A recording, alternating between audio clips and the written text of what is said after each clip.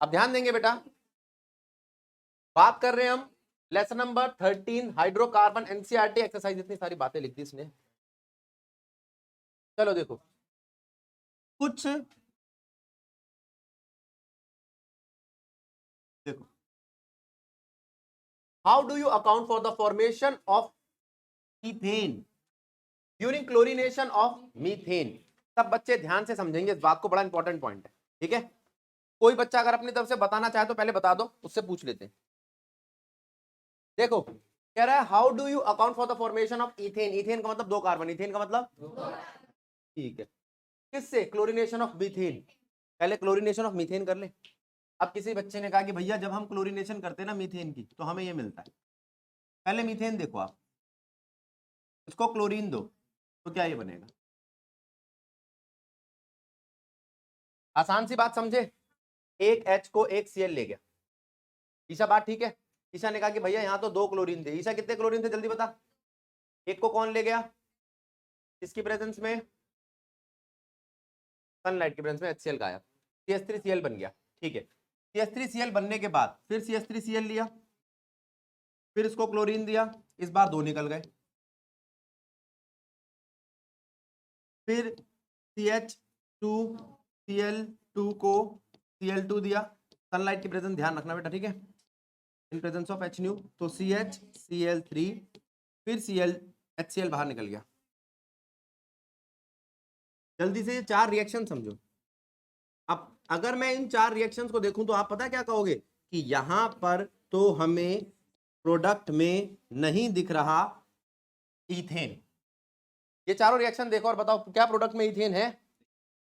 यहां पर इन 4 रिएक्शंस में तो नहीं दिख रहा हमें, लेकिन अगर मैं इसका मैकेनिज्म निकालने जाता हूं, क्या निकालने जाता हूं, आओ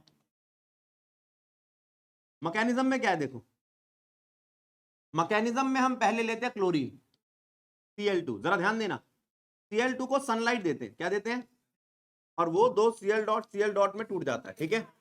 ये फ्री रेडिकल्स हैं, क्या है ये। अब आप एक काम करो, लो CH4 को ऐसा लिख लो,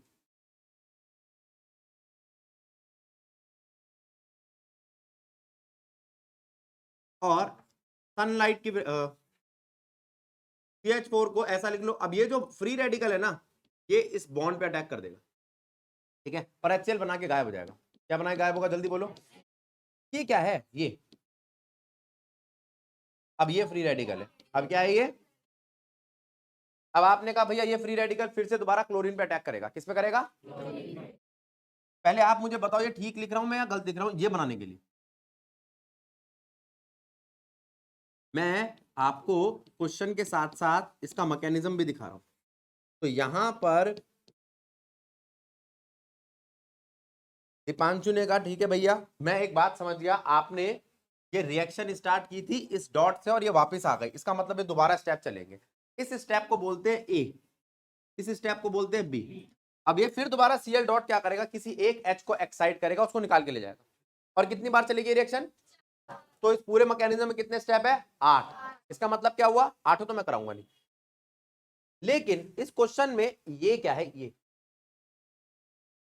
कराऊं 8, आदित्य बोल तो ऐसा जैसे यहाँ बोलता हूँ मैं करा देता तू कहेगा तो करा दूंगा, अरे बेटा कैसी बात कर दी, वीडियो पे बोल, नहीं नहीं नहीं, वीडियो में बोलना पड़ता है ना, अच्छा अच्छा दिखना पड़ता है। अब CH3 डॉट तो तेरे को दिख रहा है, अब तूने कहा भैया CH3 डॉट दिख रहा है मेरे को, CH3 डॉट है क्या, आओ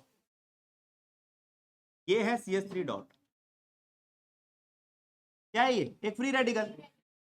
अगर ये अपने जैसे किसी फ्री रेडिकल के साथ जुड़ जाए तो क्या ये बना लेगा, यही एक तरीका था इथेन बनाने का, यही ऋषभ कह रहा था ना,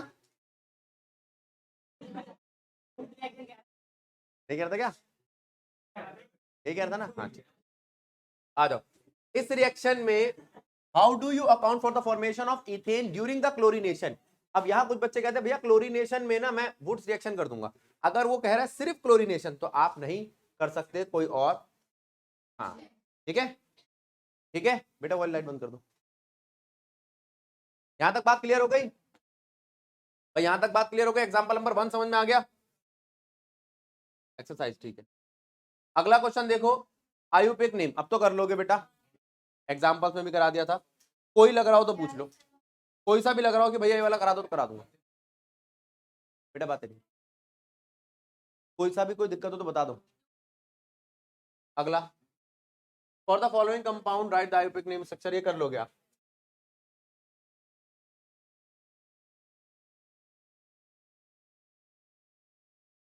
अब देखो, अब रिएक्शन आया ओजोनोलिसिस का, आओ क्या कहता है। एक एक एक एल्कीन है A, on ozonolysis give a mixture of ethanol और पेंटेन थ्रियोन। कोई एल्कीन है, कोई, अब उस एल्कीन से क्या बनाना है, जरा ध्यान देना। ये लो, अगर मैं किसी एल्कीन का ओजोनोलिसिस करूं जिंक की प्रेजेंस में और पानी की प्रेजेंस में, तो मुझे मिलते हैं यहां क्या, एल्डिहाइड और कीटोन। क्या मिलते हैं, एल्डिहाइड, और इन दोनों को ही क्या कहते हैं, कार्बोनाइल। क्या कहते हैं, अब कितने हैं, ये क्या है, ये क्या है, ये इथेनॉल, और दूसरा क्या है, पेंटेन थ्रियोन। क्या है ये,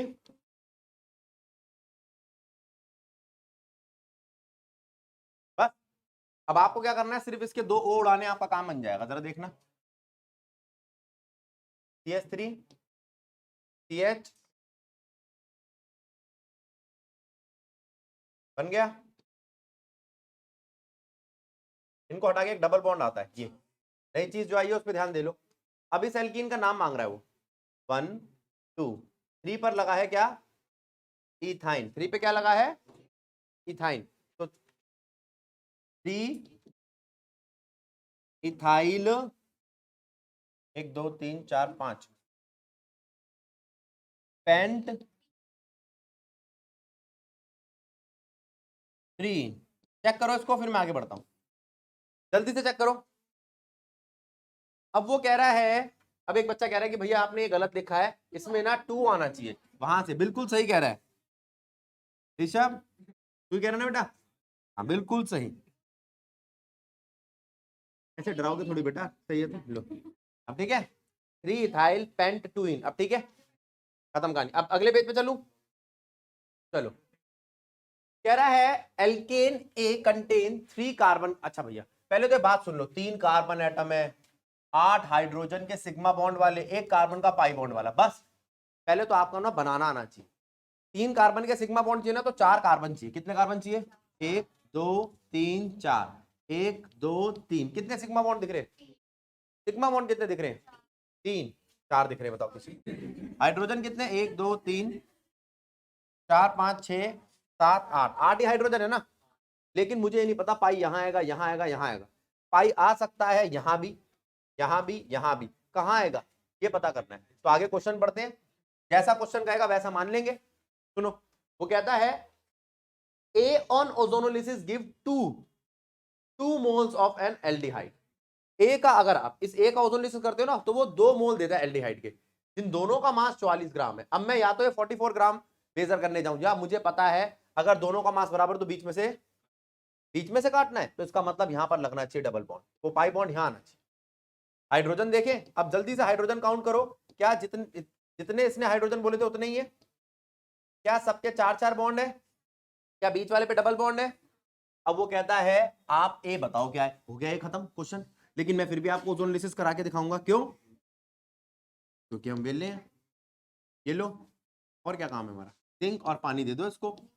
जिंक और पानी देने पे ये क्या देता है आपको, CH3 CHO CH3 CHO। याद रहेगा, आना बोलो, नहीं समझ आया, समझ आया। अब इसके बाद आपने ना यहां से बॉन्ड तोड़ा था, ये मैं बार बार बता रहा हूं, डबल बॉन्ड को तोड़ो, आपके 2 ओजोनोलिसिस के प्रोडक्ट मिल जाएंगे। और ये है क्या, ब्यूट के 2 पे इन, ब्यूट 2 इन है। क्या है ये, नहीं समझ में आया, आ गया। अगला पकड़ो, propanal pentan 3 one are ozonolysis product of an alkene. बताओ कौन सा है वो, पहले तो ये बताओ क्या है,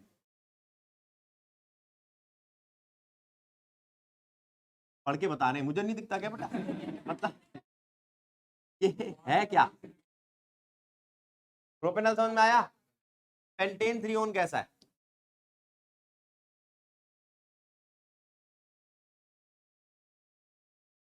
समझ में आया? दोनों का ओ निकाल लो। क्या निकाल लो? समझे? दोनों का ओ निकाल दिया, क्या बचा? ओ। अरे नहीं, इसमें ओजोनोलिसिस करेंगे तो क्या बचेगा? एक एल्कीन C2H5 C, खाना बोलो।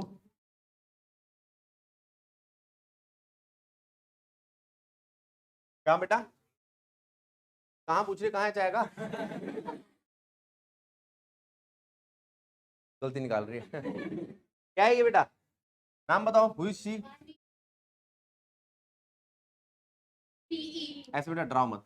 1 2 3, 3 पे क्या है? और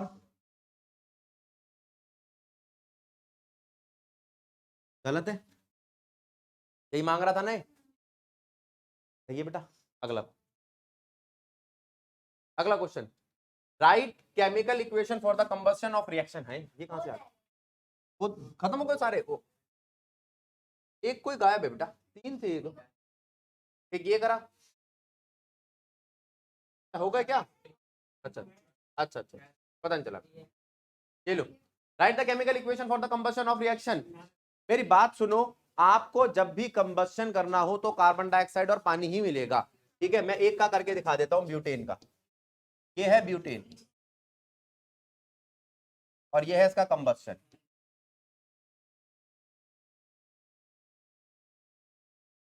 और बोल लो जिससे किसी को कुछ सुनाई ना दे। 13/2। ठीक है, अब इसका कर लोगे, इसका कर लोगे ना। अब किसी को टॉलीन ना पता हो तो बता देता हूं मैं। क्या होता है? अच्छा, बेंजीन पर 2 CH3 हो तो साइलीन। Very good. किसने बताया ये सब सारा क्रेडिट खा जाता है। कोई भी कुछ भी बोले, बस इसको आखिरी में ऋषभ बोलना है।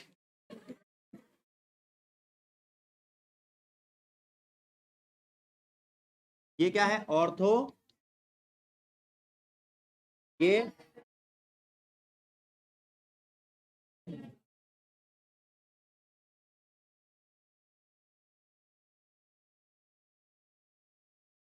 अगर ये होता तो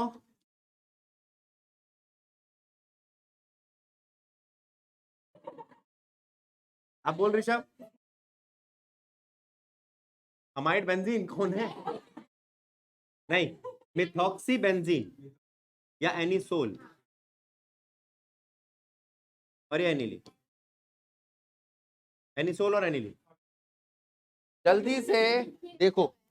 अब देखो, ये वाला हो गया, कंबशन वगैरह समझ में आ गया। इसके साथ 4 एग्जाम्पल भी मिल गए आपको। अब अभी थोड़ी देर पहले बताया था, ये एग्जाम्पल्स में मैंने आपको, रुको, एग्जाम्पल वाली वीडियो में मैंने आपको बताया था इस ट्रांस स्ट्रक्चर जो होते हैं इसके, उनमें किसका मेल्टिंग पॉइंट बॉइलिंग पॉइंट ज्यादा होता है।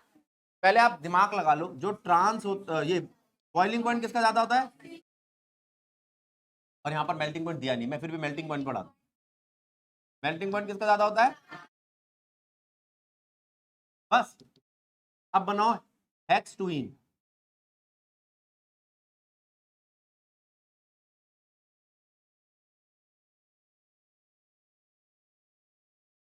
कितने कार्बन हुए?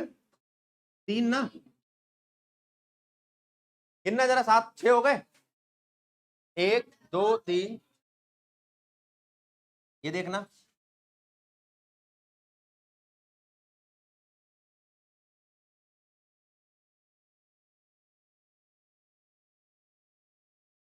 क्या है ये? सिस ट्रांस मिल गया आपको? पहले सुन लो आराम से। सिस और ट्रांस में, सिस और ट्रांस में सिस का क्या ज्यादा होता है और ट्रांस का क्या ज्यादा होता है? Why is benzene extraordinary stable?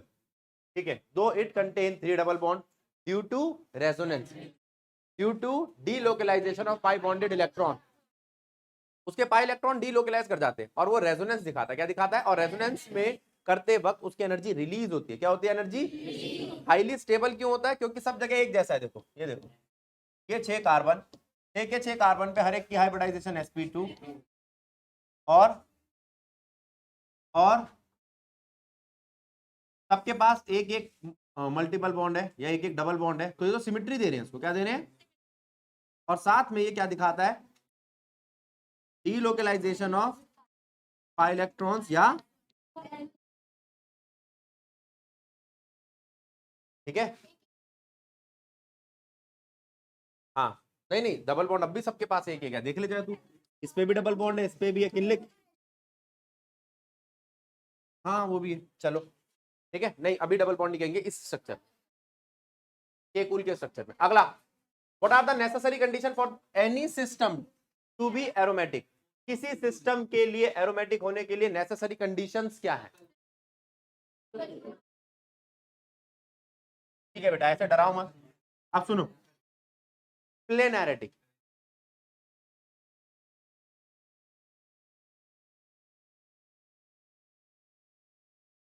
बेटा स्पेलिंग चेक कर ले एक बार। प्लेनैरिटी ठीक लिखा है? प्लेनैरिटी में दो हाइब्रिडाइजेशन होती है, sp2। दूसरा बेटा, बातें नहीं, पीछे से आवाज आ रही है बेटा, ध्यान दो।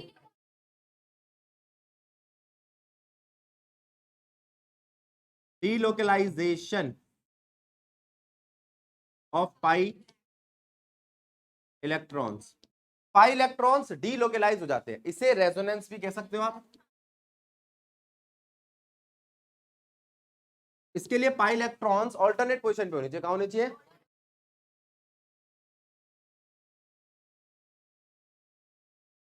अब ये हकल रूल क्या है बेटा? आवाज बहुत आ रही है।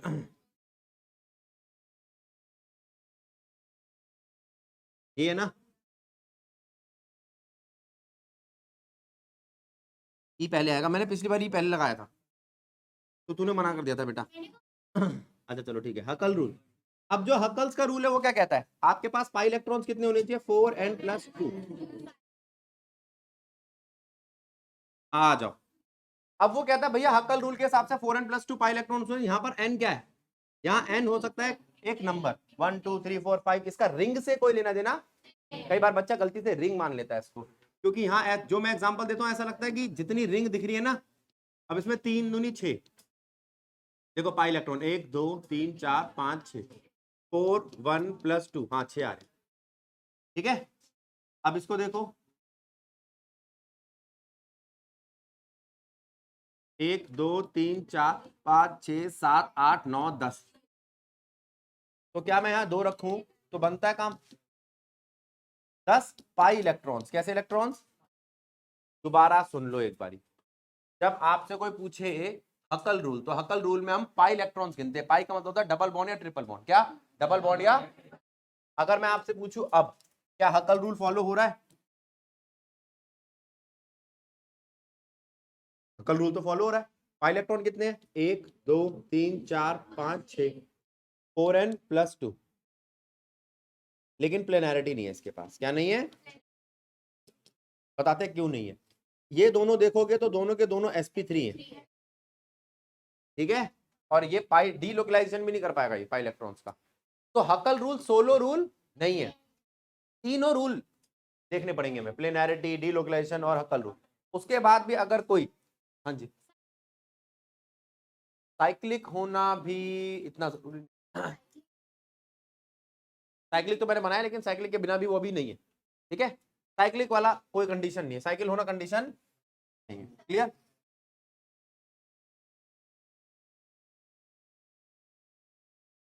वो एग्जाम्पल में आ गया ना, ऐसा होता नहीं। देते देते देते देते। एक एग्जाम्पल ऐसा है, लेकिन फिर वही तुम, फिर वो सुमित कहेगा भैया ये मैंने कहा था, मना कर दिया आपने। ये तुम्हारे अभी सीबीएसई के लिए नहीं है, मैं तेरे कहने बताता हूँ ये वाला। ठीक है, ये रेजोनेंस दिखाता है। अब इस वक्त इसके पास कितने इलेक्ट्रॉन है? पाई। अब आपको n को 0 रखना पड़ेगा। ठीक है, चलो जी, एक और बच्चा आ गया। इंटीजर कैसे? इंटीजर में 0 ही नहीं आता।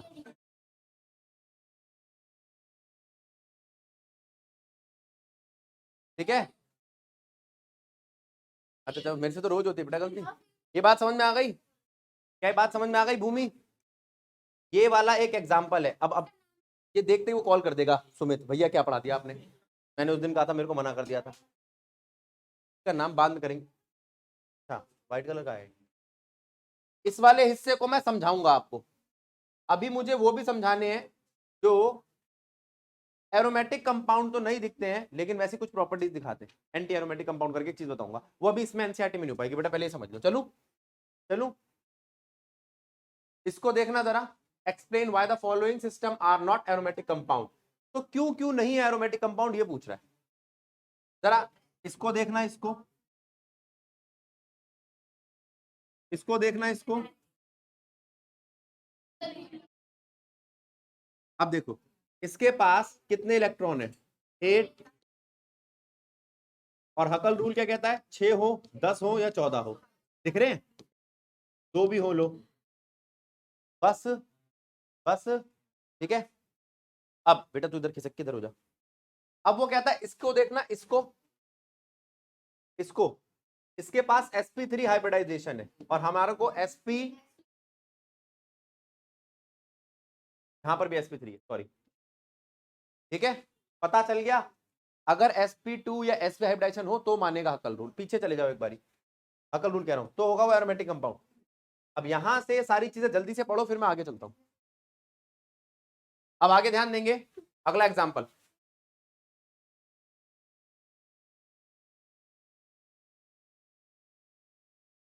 कह रहा है how will you convert benzene into, इन सब में पहले बात समझो, पैरा पे नाइट्रो ब्रोमो बेंजीन। ठीक है, पैरा पे नाइट्रो ब्रोमो बेंजीन। अब आपको एक चीज पता होनी चाहिए इन सब चीजों के लिए, क्या है वो कंसेप्ट। देखो बेटा बातें मत करो, जल्दी से देखो। ये बेंजीन है, इसकी ये पोजीशन Z है, इसे कहते हैं ऑर्थो, एडजेसेंट पोजीशन। इसे कहते हैं मेटा, और सामने वाले को बस, खत्म। अब क्या करें, अब हम ये तो समझ गए ऑर्थो पैरा मेटा क्या है। अगला स्टेप आता है इस चीज का। अगर मैं बेंजीन के ऊपर AB लगाता हूं, अगर बेंजीन के ऊपर AB लगाता हूं तो हम ये चेक करेंगे A ज्यादा नेगेटिव है या B ज्यादा नेगेटिव है। ठीक, अगर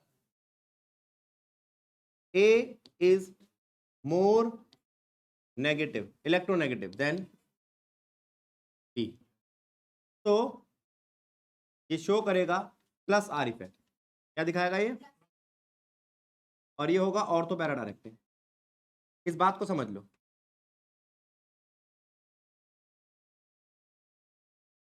बस, और अगर B is more electronegative than A, तो माइनस R इफेक्ट, और वो होगा मेटा डायरेक्टिव। बस, अब ये दोनों बातें आप इनमें देखो। मैं बेंजीन के ऊपर कुछ चीजें लिख रहा हूं, जैसे क्लोरीन, यहां तो A ही है, पीछे कोई है ही नहीं, तो A ही ज्यादा नेगेटिव है। अच्छा OCH3, O ज्यादा नेगेटिव है, और OH, तो भी O ज्यादा नेगेटिव है, और NH2 बिल्कुल सही, तो भी N ज्यादा नेगेटिव है, और कोई बचा CH3, तो भी C ज्यादा नेगेटिव है। खत्म बात। अब कोई कहे कि भैया इसको याद रखने के लिए ध्यान रख ले कि जो ऊपर लगा अटैच स्पीशीज, अगर उसके पास लोन पेयर हो सिर्फ एक CH3 को छोड़ के, तो वो दिखाते हैं प्लस R इफेक्ट। क्या दिखाते हैं, ये सब प्लस R इफेक्ट दिखा रहे हैं, सबके सब। ठीक है, और ये कैसे होंगे, ऑर्थो पैरा डायरेक्टिंग।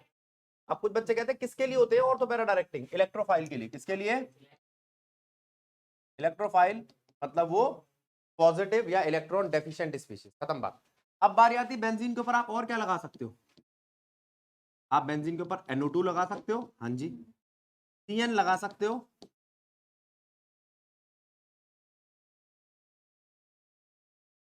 CHO लगा सकते हो, COR लगा सकते हो, COOH लगा सकते हो। अगर आप इन सब में देखोगे, कोई बच्चा है? इन सब में देखोगे तो पीछे वाला ज्यादा नेगेटिव है। जैसे यहाँ पर O ज्यादा नेगेटिव है, यहाँ N ज्यादा नेगेटिव है, O ज्यादा नेगेटिव है। तो अगर B ज्यादा नेगेटिव, B मतलब पीछे वाला, B ज्यादा नेगेटिव हो तो क्या दिखाएगा? Minus are effect. और अब इस चीज को देखें, यहां पर जो क्वेश्चन पूछा है, देखो कहां चले गए हम। ये रहा क्वेश्चन, पैरा, नाइट्रो। अच्छा पहले एक बात बताओ, कहां लगाना है मुझे? पैरा पे। और कौन कौन से ग्रुप है? एक नाइट्रो और एक ब्रोमो।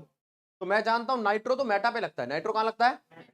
मेटा पे लगवाता है। नाइट्रो अपने एक बार लग गया तो दूसरी चीज को कहां लगवाएगा? तो पहले आप नाइट्रो मत लगाओ।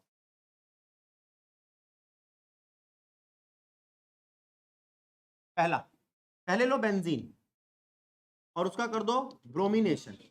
मेरा सवाल है ब्रोमिनेशन क्यों किया? क्या लगाने के लिए? कहां लगाना है ब्रोमो? वो कहीं पे भी लगा दो, बिल्कुल सही, पहला ही तो है। पहले पे और तो पैरा बेटा चेक नहीं किया जाता, लगा दिया। अब आपने कहा भैया अब इसका नाइट्रेशन कराओ, किसकी प्रेजेंस में? HNO3 H2SO4। H2SO4 strong acid है, HNO3 का OH छीन लेगा। क्या छीन लेगा? और NO2 प्लस को अटैक करवाएगा। ये इस तरीके से टूटेगा, NO2 plus OH minus. OH minus कौन खा गया? H2SO4। और बेंजीन के ऊपर जहां ब्रोमीन लगा है उसकी ऑर्थो और पैरा पोजीशन पे अटैक हुआ NO2 का। फिर तुम कहोगे भैया आपने तो सिर्फ पैरा पे लगाया है। एक तो बात ये, जब कन्वर्जन देना तो वही जवाब लिखा करो। दूसरा, वैसे भी पैरा जो होता है वो स्टेबल होता है, इसलिए मेजर प्रोडक्ट होता है। क्या होता है? बिल्कुल सही। किसको समझ नहीं आया? ये आ गया? पहले ब्रोमो लगाया, दूसरे में कहता है मैं सब कुछ वही रख रहा हूं, नाइट्रो क्लोरो। अरे ब्रोमो क्लोरो में कोई फर्क नहीं होता, ठीक है? ब्रोमो क्लोरो में बेटा कोई, एक ही माँ के दो बच्चे, माँ का नाम हेलोजन, में कोई फर्क नहीं है। हंस रहे मजा, ठीक है? ठीक है, हाँ। अब मेटा पे लगाना नाइट्रो, कैसे लगाओगे? तो आपने कहा भैया पहले ना आप नाइट्रो लगा दो। ये बेंजीन है, क्या है ये? उसको HNO3 दो, किसकी प्रेजेंस में? क्या लगेगा? NO2 लगेगा। अब क्या करोगे? अब क्या दोगे? क्लोरीन, किसकी प्रेजेंस में?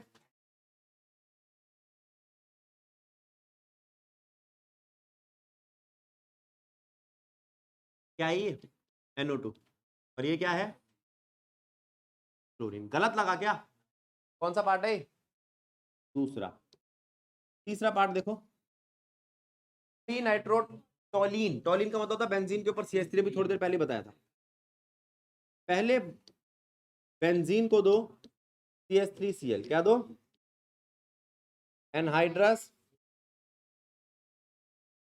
ठीक है? इसमें जो AlCl3 होता है ना, वो Cl ले जाता है। कोई बताएगा क्यों?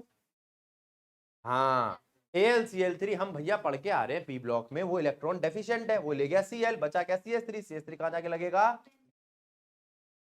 बेंजीन के ऊपर। लगा दिया हमने। और जब ये लगाया, जरा ध्यान दो, बेंजीन के ऊपर CH3 लगा दिया। अब दूसरा अटैक और कौन सी चीज लगानी है? नाइट्रो। अब फिर वो HNO3, अब तो तुम जानते हो HNO3 को H2SO4 की प्रेजेंस में रिएक्ट कराए तो NO2 लगता है। NO2 कहां लगेगा? ऑर्थो और पैरा पोजीशन पे, लेकिन मैं सिर्फ पैरा पे लगा रहा हूं क्योंकि क्वेश्चन ने पैरा ही पूछा है। हाँ ना बोलो, ठीक है? ठीक है, अच्छा। अब एक और पार्ट आता है इसका, एसिटोफिनोन। ये क्या है? एसाइलेशन। क्या है ये? तो मैं बना के दिखाता हूं। पहले बताओ ये क्या है? बेंजीन को दो आप CH3COCl, किसकी प्रेजेंस में? क्या बनेगा? COCH3। क्या निकलेगा? ये है एसिटोफिनोन। मैं आपको एक बात बता दूं, अगर कहीं फॉर्म लिखा आता है, फॉर्म इसका मतलब होता है एक कार्बन, एसिड लिखा होता है तो, ठीक है? तो ये क्या है? एसिटिक एसिड, ये क्या है एसिटल, और ये क्या है एसिटो फिर जो आगे हो, अभी तो एसिटोन है, क्या है, फिर किसी ने कहा ना भैया ये था, अभी तो एसिटोफिनोन है, ठीक है, 2 कार्बन की वजह से। ये क्या है फॉर्मिक एसिड, ये क्या है फॉर्मल, समझ आया, क्लियर है। देखो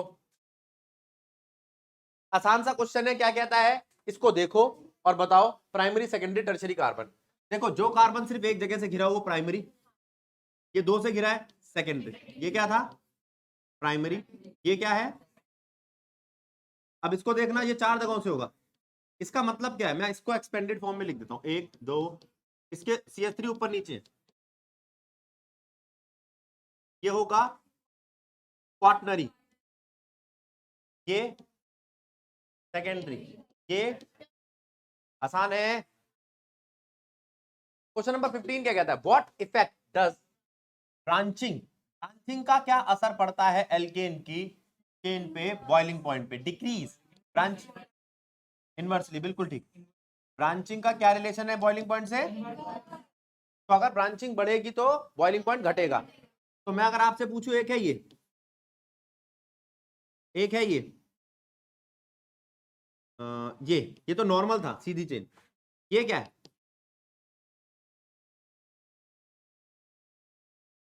आइसो, और ये क्या है, तो किसका बॉइलिंग पॉइंट सबसे कम होगा, नियो का। अच्छा कोई तुमसे पूछे क्या ब्रांचिंग में मॉलिक्यूलर मास सेम होना चाहिए तभी तो मैं ब्रांचिंग देखूंगा, अगर मॉलिक्यूलर मास बढ़ा दिया, अगर मॉलिक्यूलर मास ही बढ़ा दे, बेटा थोड़ी दूरी बढ़ा ले, हाँ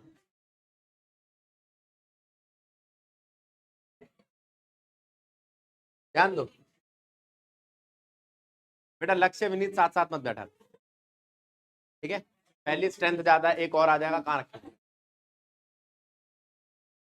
अब ध्यान दो,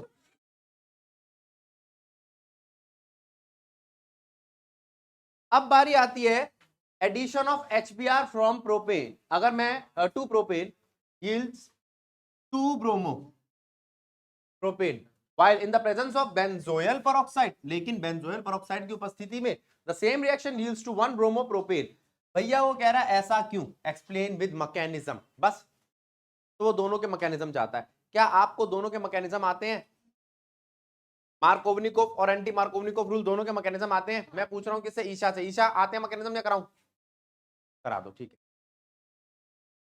अब जल्दी से आंसर देखो, जल्दी से 2 मिनट लगेंगे बस, पहले लो आप प्रोपेन, आए प्रोपेन, प्रोपीन, ये है बेटा प्रोपीन, ईशा ध्यान दे, ये प्रोपीन है, अगर तू इसको HBr देगी तो क्या क्या बनेगा, या तो H इधर लग जाएगा,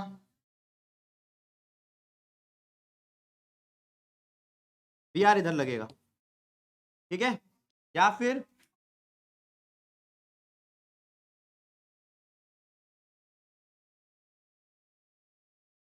H इधर लगेगा, Br इधर लगेगा, ये है ऑर्गेनिक पेरोक्साइड की प्रेजेंस में, ठीक है। अब इस रिएक्शन को मैकेनिज्म के तौर पे कैसे देखेंगे, आ जाओ जल्दी से देखो, जल्दी से देखो क्या कर रहे हो, क्या है ये, जब मैकेनिज्म की बात करते हैं तो बेटा पहले हम ये बता दें, एक है मार्कोवनिकोव रूल, क्या है मार्कोवनिकोव रूल में कोई कैटलिस्ट नहीं है, सीधा HBr लिया, क्या लिया HBr, और इसको तोड़ दिया H प्लस Br माइनस में, गलत है क्या, पकड़ के रखो, यहां तक बात समझ में आई, HBr आ गया, अब आपने कहा ठीक है भैया HBr तो आ गया, अब HBr का अटैक क्या करा है, हाँ ये लो, इसको ये लिखो CH2 double bond CH CH3, और इस पे अटैक करा दो H प्लस आयन, किसका अटैक करा दिया, बस, अब वो H प्लस आयन यहां तो यहां अटैक करेगा या यहां अटैक करेगा, अटैक करके क्या दिखाएगा वो, अगर यहां अटैक करता है मतलब मैं यहां H बढ़ाता हूं, जहां H लगाऊंगा उसके साथ वाले पर प्लस का चार्ज आएगा, और इस वाले में मैं यहां पे H लगाऊंगा और उसके साथ वाले पर प्लस का चार्ज आएगा। अब जल्दी से देखो, ये क्या है? ये है सेकेंडरी कार्बोकैटायन, ये क्या है? Primary carbocation. अब इसको पढ़ो, सेकेंडरी कार्बोकैटायन और प्राइमरी कार्बोकैटायन समझ में आ गया? ठीक है, अब सेकेंडरी कार्बोकैटायन भी दिख रहा है, प्राइमरी कार्बोकैटायन भी दिख रहा है। By Saytzeff rule, by Saytzeff rule, secondary carbocation is more stable than primary. ठीक है, सेकेंडरी प्राइमरी से ज्यादा स्टेबल है। ठीक है, आपने राइटिंग। अब अगर हम सेकेंडरी पकड़ ले तो एक काम करो, सेकेंडरी पे अटैक कर दो, किसका? उसी बीआर का जो बचा रह गया था। ठीक है, कर दिया अटैक। क्या बना?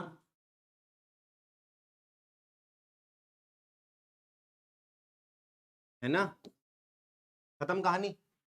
बेटा तुझे ध्यान क्या रखना है? तुझे ध्यान रखना है कि भैया ने कहा था H प्लस जो है वो इस पे भी अटैक करेगा या इस पे अटैक करेगा। इस पे करेगा तो ये बनेगा सेकेंडरी, इस पे करेगा तो प्राइमरी। हाँ ना बोल, ईशा, खत्म कहानी।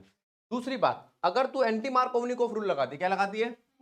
एंटी मार्कोवनिकोफ रूल, तो क्या बनता है? जब पहले देखो ये क्या है। इसमें हमारे पास कैटलिस्ट है। जब भी आपके पास कैटलिस्ट हो तो पहले कैटलिस्ट को उठा लो। किसको उठा लो? देखना क्या है कैटलिस्ट, कोई नाम बताएगा इसका?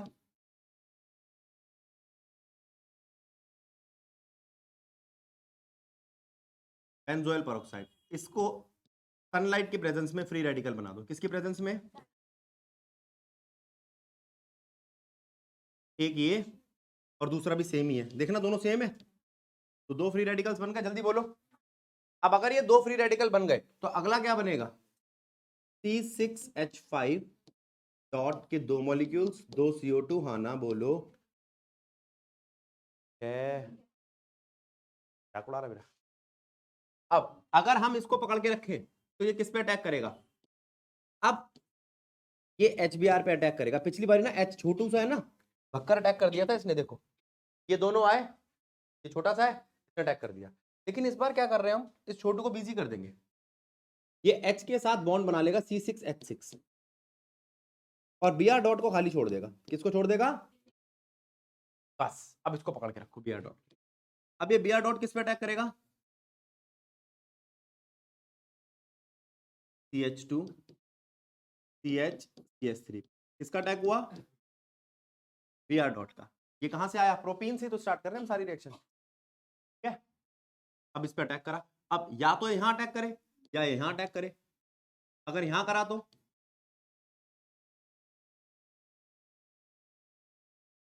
और अगर यहां अटैक करा तो,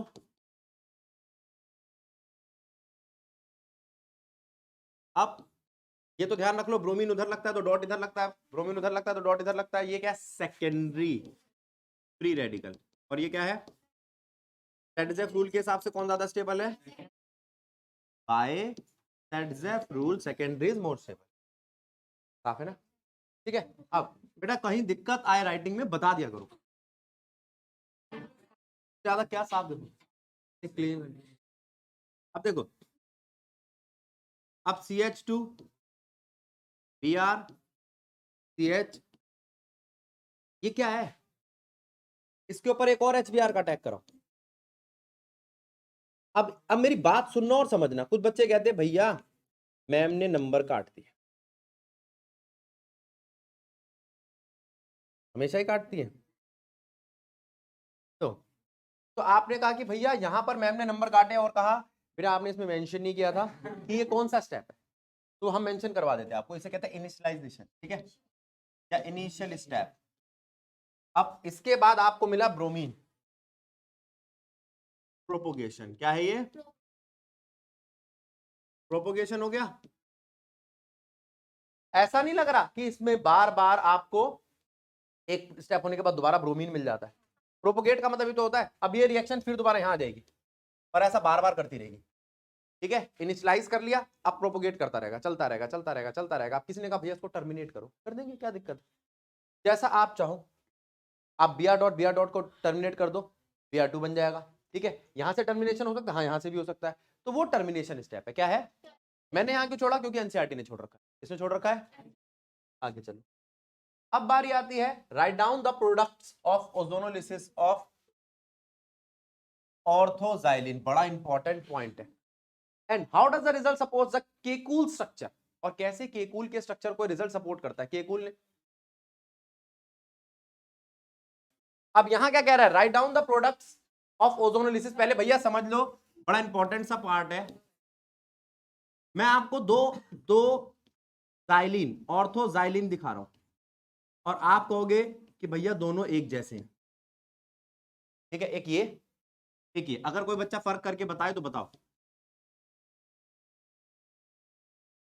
देखो क्या फर्क है दोनों में? डबल बॉन्ड की पोजीशन में, है ना? कोई बहुत बड़ा काम नहीं किया तुमने। वो मैं हाइप बना रहा था ना बेटा। अब देखो, अगर मैं यहां पर 3 ऑक्सीजन ओजोन देता हूं जिंक और पानी की प्रेजेंस में, किसकी प्रेजेंस में? तो डबल बॉन्ड ये भी टूटता है, ये भी टूटता है, ये भी टूटता है। अब देखना जरा, सारे बच्चे ध्यान देंगे, ये क्या है? ये क्या है? हाँ, चोचो याद है ना? CH, ठीक है, CH, ठीक है। अब CH को O मिला, CH को O मिला, चोचो। चोचो का मतलब इथेन 1,2 डाइअल, ठीक है, खत्म। अब इसको देखना, ये बचा हुआ हिस्सा जो है इसको भी दो दो, पहले लिखो। अब कुछ नहीं ध्यान रखना, जो चोचो था उसका H हटा के दो, CH3 आ गया। कौन आ गए हैं? कोई दिक्कत है क्या? अरे हाँ ना बोलो। हो गया। फिर आपने कहा भैया इसका ओजोन लिसिस कर दे, तो कर दो। इसको तोड़ो, इसको तोड़ो, इसको तोड़ो, तो ये क्या बनेगा? ये CH3 C, इसके पास तो H है एक, ये अभी मैंने ये बनाया ये। अब इसको देखना, ये भी ऐसा ही बनेगा, चेक कर लो आप। तो उसको 2 लिख दूं, और ये क्या बनेगा? सोचो।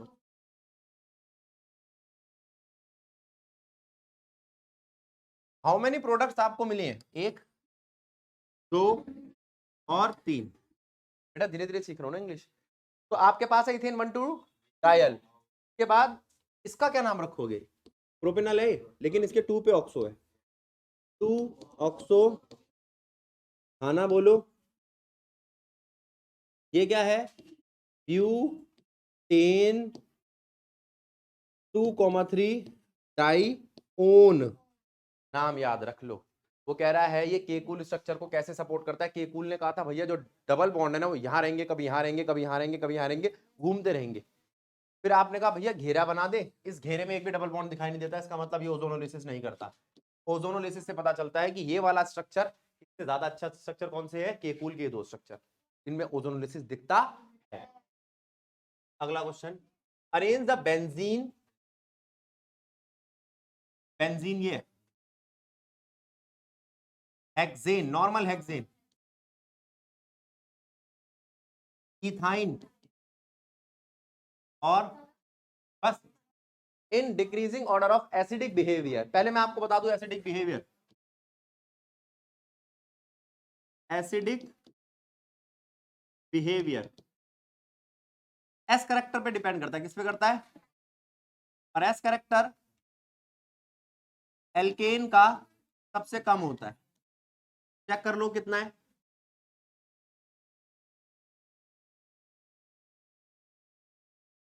एसिडिक करेक्टर में हम किसकी बात करते हैं? एस करेक्टर की। किसकी? यहां पर चौथाई हिस्सा है एस करेक्टर का, 25%। यहां पर 33%, यहां पर 50%। गलत है क्या? फिर उसके बाद आपने कहा भैया इसमें देखना, ये तो ट्रिपल बॉन्डेड है, हाँ। ये भी ट्रिपल बॉन्डेड है, हाँ। ये भी ट्रिपल बॉन्डेड है। तो कौन ज्यादा होगा? जिसके पास ट्रिपल बॉन्डेड H ज्यादा होंगे। इसे बोलते हैं रिप्लेसेबल हाइड्रोजन एटम। क्या कहते हैं? देखिए बेटा, पहुंचा दे इसको वहां तक। रिप्लेसेबल हाइड्रोजन एटम जल्दी दे दे बेटा। रिप्लेसेबल हाइड्रोजन एटम कौन से होते हैं? ट्रिपल बॉन्ड वाले कार्बन के हाइड्रोजन एटम जिसके पास ज्यादा होंगे। इसके पास 2 है ट्रिपल बॉन्ड वाले, इसके पास 1 है, इसके पास 0 है। हाँ ना बोलो, काम समाप्त। ये वाला क्वेश्चन समझ में आ गया। फिर वो कहता है कि भैया बेंजीन पे क्या है? बेंजीन पे sp2 हाइब्रिडाइजेशन, इस पे क्या sp3 हाइब्रिडाइजेशन और इस पे क्या sp हाइब्रिडाइजेशन। तो कौन जीत गया? ये सबसे ज्यादा। इंक्रीजिंग ऑर्डर है डिक्रीजिंग? डिक्रीजिंग में उल्टा लिखते हैं, पहले ये, दूसरा ये, तीसरा ये गलती मत कर देना। अभी अभी एक बच्ची ने गलती करी है, 3 क्वेश्चन थे, तीनों में 0 लगवा लिया उसने सारा का सारा डिक्रीजिंग ऑर्डर में लिख दिया। ठीक है, आपको ऐसी छोटी बातें नहीं पता है तो मुझे बता दो। इसका मतलब इंक्रीजिंग, इसका मतलब हाँ, चलो क्या क्या करवा। अगला, Why does the benzene undergo electrophilic substitution reaction? क्यों भैया बेंजीन इलेक्ट्रोफिलिक सब्स्टिट्यूशन रिएक्शन में क्यों जाता है? क्योंकि वो खुद इलेक्ट्रॉन और इलेक्ट्रॉन विद ड्रॉइंग ग्रुप है, इलेक्ट्रॉन विद ड्रॉइंग ग्रुप है। ठीक है, इसलिए वो किस सब्स्टिट्यूशन पे जाता है? इलेक्ट्रोफिलिक सब्स्टिट्यूशन पे जाता है। ठीक है, इसके ऊपर कुछ भी लगा दो। अब यहां पर एक क्वेश्चन आता है, अभी जो थोड़ी देर पहले मैंने ए बी लगवाया था, क्या लगवाया था? अगर मैं बेंजीन के ऊपर क्लोरीन लगा दूं, तो आपने कहा भैया बेंजीन के ऊपर क्लोरीन लगा दो बेंजीन के सर पे, तो क्या होगा? वो क्लोरीन क्या करेगा? यहां पर इलेक्ट्रॉन की डेंसिटी बढ़ा देगा।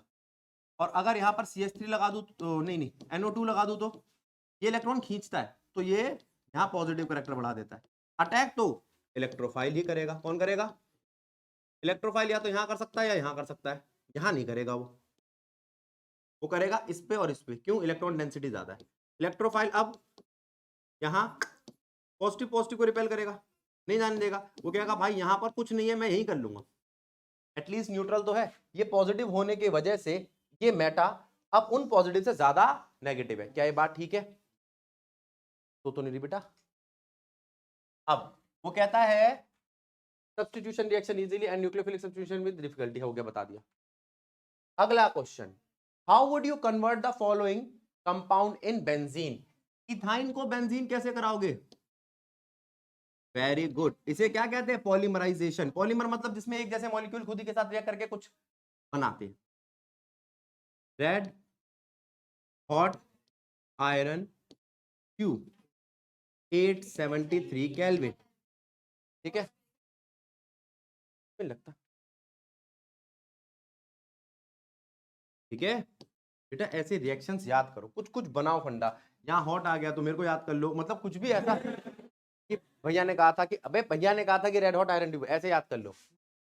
अब ध्यान दो, सेकंड क्वेश्चन, इथीन से कैसे बनाओगे? इथीन से पहले इथीन को इथाइन बनाएंगे।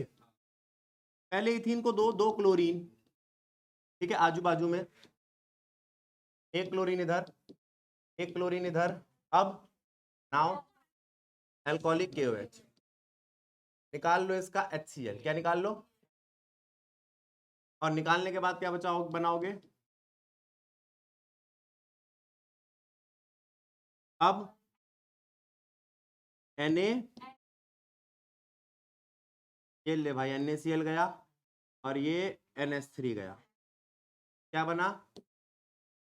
क्या बना? इथाइन से फिर वही रेड हॉट आयरन ट्यूब और बन गया बेंजीन। हाँ ना बोलो, दूसरा पार्ट हो गया। ये तो मुझे भी आसान लग रहे हैं बेटा, नहीं ये सही में आसान तो नहीं है? आसान ही? ओहो, क्यों करा रहा हूं मैं? हेक्सेन कौन है ये? हेक्सेन से क्या बनाना है? अब बोल जो तू बोल रही थी बेटा। 773 केल्विन, 10 to 20 एटमॉस्फेरिक प्रेशर, और किसकी प्रेजेंस में? Cr2O3 या मोलिब्डेनम ऑक्साइड या V2O, किसी एक को ही लेना, सबको मत डाल देना। ठीक है, समझ में आया बेटा? एरोमेटाइजेशन बोलते हैं, किसी एक को ले लियो। बेंजीन बनाना है, मिलवा सब्जी नहीं। ठीक है, क्या बोलते हो तुम? मिक्स वेज अंग्रेज कहीं। देखो अब इसके बाद बारी आती है 21वां question, write the structure of all alkene which on hydrogenation give 2 methyl butane. अच्छा, अब ये वही हो गया तुम्हारा कौन सा? रेजोनेंस वाला, जो दे आपको 2 मिथाइल ब्यूटेन लिखना आता है। आता है? कौन कौन दे सकते हैं? अब जरा देखना, यही है क्या 2 methyl butane? 2 methyl butane.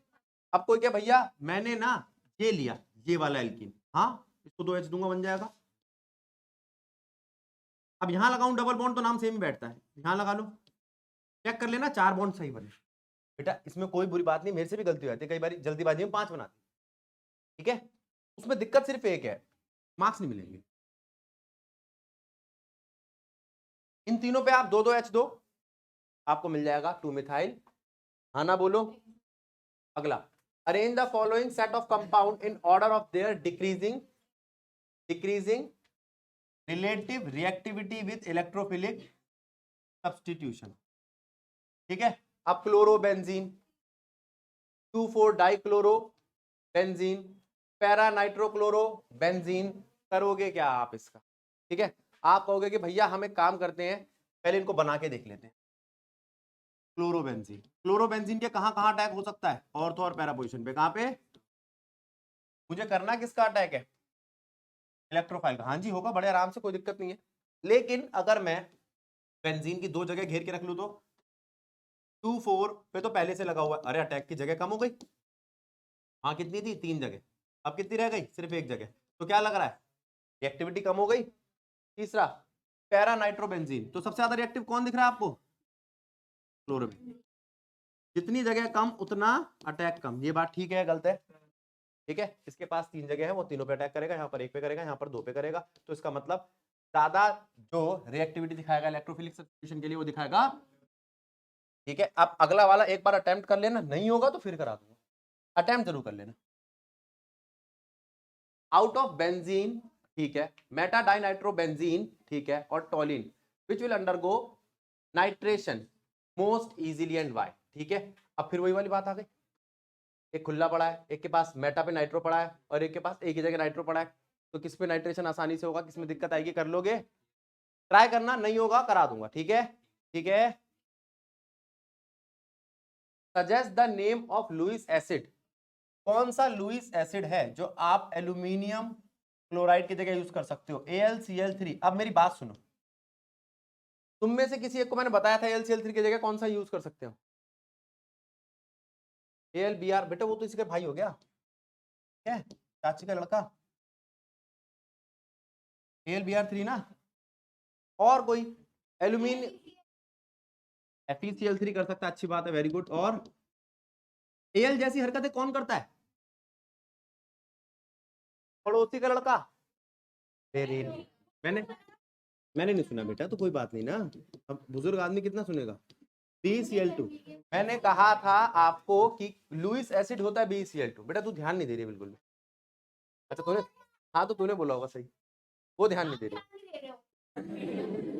BeCl2 जरा ध्यान दो, BeCl2 और AlCl3 ये दोनों डायगोनल रिलेशनशिप दिखाते थे कि कहीं वहीं S ब्लॉक में कहीं लिखा है कि भैया दोनों के दोनों, अरे वो तो दिखाते हैं, दोनों के दोनों एनहाइड्रस कंडीशन में इनको क्या बोलते हैं, फ्रीडल क्राफ्ट रिएक्शन में काम आते हैं, ठीक है। फ्रीडल क्राफ्ट रिएक्शन में जैसे AlCl3 काम आता है वैसे आ सकता है BeCl2 भी, हाँ या ना, और FeCl3 तो आता ही आता है। ये सारी बातें सही बोली तुमने अभी, ठीक है। ठीक है, बस ये थोड़ा ध्यान कम दे रही है बेटा, ध्यान दे। अच्छा तूने, अब बारी आ रही है किसकी? Why would reaction not prefer for the preparation of alkenes? Alkenes containing odd number, भैया हम करा देते हैं, आपको करके दिखा देते हैं होता क्या है। ऑड का मतलब क्या होता है? जिसके अंदर 3, 5, 7 है ना, जो 2 के डिविजिबल ना, उसी को ऑड कहते हैं ना। जरा देखना जरा, आपने कहा कि भैया ये है, लो ये वाला क्वेश्चन देखते ही लिवांशी ने कर दिया क्वेश्चन, उसने कहा कि भैया मैं इसको करा दूंगी CH3Cl C2CH5Cl और 2 सोडियम दूंगी, बन गया काम, ठीक है। और इसने पत्र लिख दिया NCERT वालों को, आपका क्वेश्चन ही गलत है। अच्छा क्यों नहीं बनेगा ये? क्योंकि ये जो है ना, ये खुद के साथ भी रिएक्ट करेगा, ये खुद के साथ भी रिएक्ट करेगा, ये खुद के साथ रिएक्ट करके क्या देगा? CH3CH3, ये खुद के साथ रिएक्ट करके क्या देगा? हाँ ना बोलो। तो आप कहोगे इस रिएक्शन में इसके साथ साथ ये भी फ्री में मिलेंगे जो मुझे चाहिए ही नहीं। तो अगर आप दो अलग अलग हेलोजन्स लेते हो, 1 का और 2 का, और बनाने की कोशिश करते हो 3 का, तो 1 वाला अपना डबल करके 2 और 2 वाला अपना डबल करके 4 बना लेगा, तो 2 3 4 तीनों मिलेंगे और रिएक्शन का बेड़ा गर्क हो जाएगा। क्यों? फिर इसको साफ करना पड़ेगा। जब तेरे को प्रोडक्ट 3 मिले ना बेटा और तुझे एक ही चाहिए तो उसको क्या करना पड़ेगा? साफ करना पड़ेगा। तो फायदा नहीं है। जब भी कभी एक रिएक्शन में एक से ज्यादा प्रोडक्ट मिले तो वो रिएक्शन अच्छी, ठीक है? एक मिनट रुको। हाँ हाँ, समाप्त, छुट्टी, दफा हो जाओ सारे।